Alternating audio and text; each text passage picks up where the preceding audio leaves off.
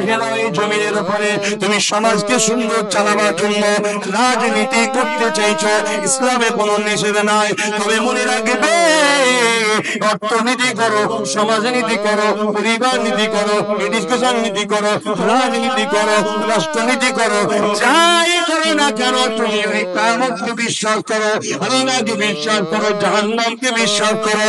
কে কাকে ফলো করে রাজনীতি করছে, কে কাকে ফলো করে এডুকেশন নীতি করছে, কে কাকে ফলো করে এরকম ব্যবসা নীতি করছে, কে কাকে ফলো করে পারিবারিক জীবন করছে, ওটা তোমার আমার দেখার বিষয় নয়।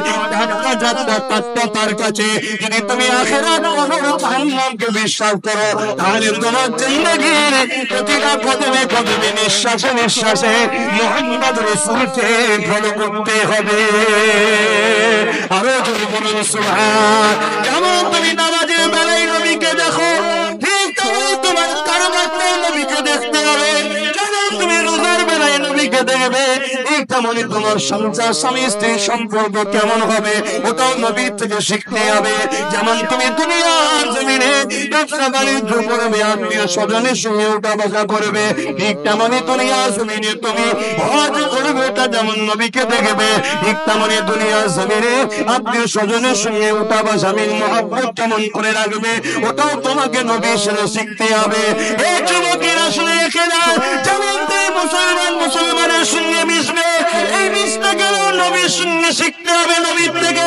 ঠিক তেমনি অমুসলিমের সঙ্গে তুমি উঠা বসা করবে, ওখানেও তোমাকে নবীর থেকে শিখতে হবে। ঠিক তেমনি এই জমিনের উপরে তুমি যদি ছেলেপুলেকে মানুষ করো, ছেলেপুলের ভবিষ্যতের কথা ভাবে, ওটাও নবীর থেকে শিখতে হবে। ঠিক তেমনি তুমি দেশ ও দেশবাসীর পরিবেশকে ঠিক করার জন্য, দেশ ও দেশবাসীর সেবার জন্য রাজনীতি যদি করতে চাও, ওটা আমার মুহাম্মদ রাসূল থেকে শিখতে হবে। হে বিশ্বাসী ইমানদারেরা, তোরা আমি আল্লাহকে ভয় কর, কখনো মাসদিকে সত্যবাদীর অনুসরণ কর। সত্যবাদী কারা? সূরা ফাতিহা খুলে দেখলেন ইহদিনাস সিরাতাল মুস্তাকিম, মুস্তাকিম যারা, মুস্তাকিম কারা? সূরা ফাতিহার মধ্যে আল্লাহ বলছে সিরাতাল্লাযীনা আনআমতা আলাইহিম, যাদের উপরে আল্লাহ ইনাম দিয়েছে।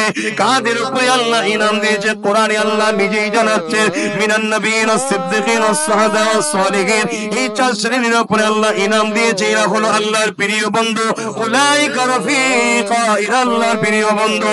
এই যুবক রেখে দাও, দুনিয়ার জমিনে তোমার ওঠা কোথায়, দুনিয়ার জমিনে তোমার বসা কোথায়, দুনিয়ার জমিনে তোমাদের চলন কাদের সাথে, দুনিয়ার জমিনে কাদের সঙ্গে দল করো, দুনিয়ার জমিনে কাদের সঙ্গে মুনামিয়াত করো, দুনিয়ার জমিনে কাদেরকে শপথ করো, সবকিছু কিন্তু আল্লাহ দেখছে, কৈফিয়ত আল্লাহ নেবে। আল্লাহ কোরআনে জানিয়ে দিল, হে ঈমানদার, তোরা যদি বিশ্বাস করি আল্লাহ আছে, তোরা যদি বিশ্বাস করি নবী আছে, তোরা যদি বিশ্বাস করি কিয়ামত হবে, তোরা যদি বিশ্বাস করি আমার কিতাবের উপরে, তোরা যদি বিশ্বাস করি ফেরেশতার উপরে, তোরা যদি বিশ্বাস করি জাহান্নাম জান্নাতের উপরে, তোরা যদি বিশ্বাস করি তাকদীরে ভালো মন্দ আল্লাহর পক্ষ থেকে, তোরা যদি ঈমান না, তোদেরকে আল্লাহ জানাচ্ছে কি তোরা কোনো মুহাসসাদিকিন, সত্যবাদীদের দলভুক্ত হয়ে যা, সত্যবাদীদের সঙ্গে ওঠা বসা কর। এই যুবক বললে কি লাভ আছে? আল্লাহ নবী মদিনা নবী শরীফে বসে আছে, এমন সময় একজন মানুষের জিজ্ঞাসা করে, ইয়া রাসূলুল্লাহ হাবিবাল্লাহ, কিয়ামত কবে হবে? আল্লাহ নবী বললেন, বাবা ছেলে কিয়ামত তো অবশ্যই একদিন না একদিন হবে, তবে ছেলে বাবা রে কি করেছো বাবা? ফাকামা দাতুলহা কাসীরা সালাতি ওয়া সিয়ামি, বেশি বেশি নামাজ রোজা করতে পারি না, ইল্লা তবে আন্নী উহিব্বুল্লাহ ওয়া রাসূলুহু, আমার হৃদয়, আমার কলবে, আমার অন্তরে সব থেকে বেশি আল্লাহ আল্লাহ নবীকে ভালোবাসি। এই কথাটা শোনার সাথে সাথে নবী আমার বলেছিলেন, মারহু মাহামান হাব্বা, দুনিয়ায় যে যাকে ভালোবাসবে সে তার সাথে আল্লাহ পাকের জান্নাতে চলে যাবে। মুসলমান, আজকে আমরা গলা ভাঙা ধরে বলি আমরা মুসলমান, আমরা সবাই আশা রাখি আমরা জান্নাতে যাব, আমরা সবাই দাবি করি আমরা মুসলমান, আমরা জান্নাতে যাব। ঈমান কি জিনিস এখনো বুঝলাম না। ঈমান হলো রাসূলের প্রেম, নবীর আদব, রাসূলকে রাসূল বলে বিশ্বাস করে, জানের থেকে বেশি ভালোবেসে আদবের সাথে মেনে নিবার নাম হলো ঈমান।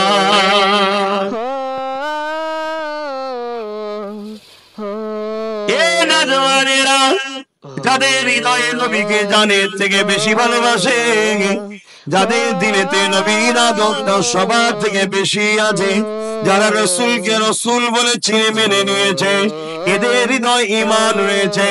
যাদের হৃদয়ে সবকিছু থেকে রাসূলের ভালোবাসা আগে নয়, তার হৃদয়ে ঈমান নাই। সে পীরের ঘরের ছেলে দাবি করো, মুফতি দাবি করো, আলেম দাবি করো, যে দাবি করো, বাপ তার কিন্তু ঈমান নাই।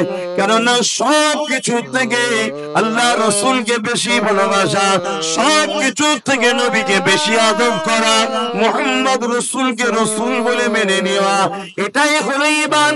এই জিনিসটা যার হৃদয়ে আছে, তার মধ্যে ঈমান রয়েছে। যদি এই মানুষটা দুনিয়ায় চলতে গিয়ে ভুল করে ফেলে, সে আল্লাহ পাকের কাছে ধরা পড়বে, আসামি হিসাবে তার শাস্তি হবে।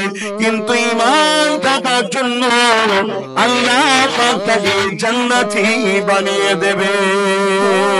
কিয়ামতের ময়দানে আল্লাহ পাকের কাছে জবাবটা আমাকে আমারটা দিতে হবে, আপনাকে আপনারটা দিতে হবে। মনে রাখবেন কিয়ামতটা এত কঠিন হবে, যেদিন মাথায় একদিন দেখতে না, এক হাত উপরে আল্লাহ সূর্যকে নামিয়ে দেবে, সূর্যে 12 ঘন্টা বাল্লা বাড়িয়ে দেবে, মাথা ক্ষীণগুলো না দিয়ে ঘুরে ঘুরে ঝরে ঝরে পড়তে লাগবে। এই কিয়ামতের দিনে বাপ ছেলে হবে না, ছেলে বাপের হবে না। এই কিয়ামতের দিনে মা মেয়ে হবে না, মেয়ে মায়ের হবে না। এই কিয়ামতের দিনে স্বামী স্ত্রী হবে না, স্ত্রী স্বামী হবে না। এই কিয়ামতের দিনে সবাই নফসি নফসি করবে। ওই কিয়ামতের দিনে একদল মানুষ হযরত আদম সফিউল্লাহর কাছে যাবে, আব্বা জান আপনি আমাদের জন্য সুপারিশ করেন। আদম সফিউল্লাহ বলবে, নফসি আমার কি হবে? এই যুবক মনে রেখে দিও, রক্তের গরম বেশি দিন থাকে না। এই যুবক মনে রেখে দিও, এই যৌবনের শক্তি বেশি দিন থাকে না। এই আমার ভাই মনে রেখে দিও, এই মস্তানি বেশি দিন থাকে না। এই গাফলতি জিন্দেগি তোমাকে জাহান্নামের দিকে নিয়ে যাচ্ছে। অন্যদিন তুমি ভুল রাস্তায় ছেড়ে অন্য সময় তুমি এদিক ওদিক আড্ডা দিলে, আরে তোমার গ্রামে একটা কোরআনের মাহফিল হলো, যেখানে আল্লাহ নবীর কথা হলো, তুমি সেখানে আসতে পারলে না। আজকে দুনিয়ার জমিনে একদল শয়তান তারা তাদের চালাতে ঘরে দিয়ে এইসব কোরআনের মাহফিল গুলোকে বন্ধ করার বড় প্ল্যান করছে। কখনো প্রশাসন দিয়ে চেষ্টা করে, কখনো বিভিন্ন বাহানা দিয়ে চেষ্টা করে, কখনো জোর দেখিয়ে চেষ্টা করে, কখনো বলে মাহফিল করলে তোকে তুলে নিয়ে যাওয়া হবে তারও চেষ্টা করে, কখনো আবার বলে মাহফিলে গেলে তুই কিছু সুযোগ সুবিধা পাবি না। এই সব দিক দিয়ে যখন পারে না, তখন আবার শয়তান তার চালাতে ঘরে দিয়ে মাহফিলকে রুকার জন্য বিভিন্ন জায়গায় খেল তামাশা দেয়, বিভিন্ন নায়ক নায়িকাকে নিয়ে আসে, বিভিন্ন নাচনি ওয়ালিদের ঘরে নিয়ে আসে। শুধু উদ্দেশ্য একটা, আদম নবী মুহাম্মদ সাল্লাল্লাহু আলাইহি ওয়াসাল্লামের উম্মত উম্মতি গুলোকে নবীর থেকে সরানো, কোরআনের থেকে সরানো, আল্লাহ দ্বীন মাহফিল থেকে সরানো, জাহান্নামের দিকে নিয়ে যাওয়ার চেষ্টা করা। এই যুবক শুনে রেখে নাও, এরপরও তোমরা যে এসেছো আলহামদুলিল্লাহ, আল্লাহ তোমাদের এই আশা আর যারা বসে গেছো বসাটাকে কবুল করে নিয়ে আল্লাহ তোমাদের ঘরে জানায় জান্নাতে বসার সুযোগ দেয়। বলুন আমিন। আরো জোরে বলুন আল্লাহুম্মা আমিন। আমি আব্বাস সিদ্দিকীকে কিছুদিন দুনিয়ায় একটু জিল্লাত দিয়ে, জালিম অত্যাচারে একটু জর্জরিত হয়ে, এর বিনিময়ে যদি আমি জান্নাত পাই, এই অত্যাচার আমার জন্য ওয়েলকাম। খোদা যদি আপনাদের কাউকে একটু দুনিয়ায় অভাব দিয়ে গরিবি বানিয়ে, বা আপনার পাশের বাড়ির লোক আপনার ঘরটাকে নিয়ে নিল, আপনি পারলেন না, খোদা যদি আপনাকে পরীক্ষা করে এর বিনিময়ে আপনাকে পরকালে জান্নাত দেয়, আপনাকে একটু সবর ধৈর্য ধরতে হবে, তা বলে হারামে আপনাকে গেলে হবে না। এটাই হলো পরীক্ষা, এটাই হলো এই দুনিয়ার বাজারে আমাদের ইবাদত। ইবাদত কি? খোদাকে খুশি করার কাজ করা। যদি আপনার পাশের কোন গরিবটার পাশে আপনি দাঁড়াতে গিয়ে আপনার যদি মৃত্যুর কারণ হয়, আপনার যদি মিথ্যা কেস আপনি টাকাকে পিছপা হবেন না কেন? আল্লাহ বলছে আমাকে পাবার একটা ভালো রাস্তা হলো আমার সৃষ্টিকে ভালোবাসা। জেনে বলুন সুবহানাল্লাহ। আল্লাহর সৃষ্টি একটা গরিব আছে, তাকে আপনি ভালোবেসে তার সাথ দিতে গেছেন, তার পাশে দাঁড়াতে গেছেন, তার উপরে জুলুম হচ্ছিল, আপনি কথা বলতে গেছেন, আপনার নামে মিথ্যা কেস হয়ে গেছে। এই কেসটাকেও রহমত মনে করে নিন। এর বিনিময়ে হয়তো আল্লাহ আপনার দুনিয়ায় পরীক্ষা করলো, এই কষ্ট দুনিয়ায় পেলেন, আখেরাতে কিন্তু চির শান্তির জান্নাত পাবেন। জোরে বলুন সুবহানাল্লাহ। কারণ আপনার কাজটা তো অন্যায় নয়, শয়তানের কাজ নয় তো। গরিবের সাথ দিয়া কাদের কাজ? বলুন বলুন, তো নবীদের কাজ। নবীরা গরিবদের সাথ দিত। জোরে বলুন সুবহানাল্লাহ।